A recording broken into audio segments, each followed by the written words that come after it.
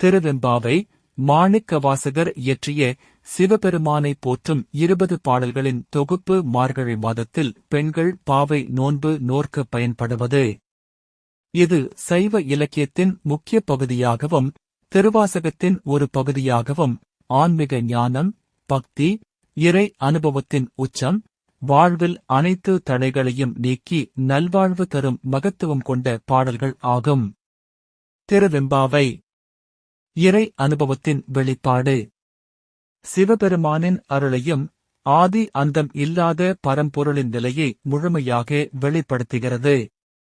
பக்தி, ஞானம், ஆழமான தத்துவங்கள். பக்தி, ஞானம், ஆன்மீக உணர்வுகளை எளிமையான நடையில் விளக்குகிறது. திருவெம்பாவை மார்கழி மாத அதிகாலை பொழுதில் கன்னிப் பெண்கள் மற்ற பெண்களை எழுப்பிக் கொண்டு ஆற்றில் நீராடி சிவனை போற்றி பாடும் பாவை நோன்பு பாடல்களாகும். இது சைவ சமயத்தின் முக்கிய திருமுறையான திருவாசகத்தின் 8ஆம் பகுதியாகும்.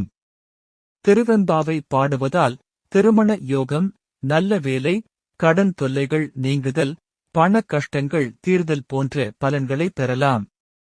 ஆத்ம ஞானம் மற்றும் இறைவனை அடைவதற்கான வழிகளையும் ஆன்மாவின் உயர்நிலையையும் இறைவனின் அருளையும் இது எடுத்துரைக்கிறது. திருவெம்பாவை பாடல்கள் பஞ்சபூத தலங்களான சிதம்பரம், திருக்காலத்தி போன்ற தலங்களின் சிறப்புகளையும் சிவபெருமானின் அருளையும் விளக்குகின்றன.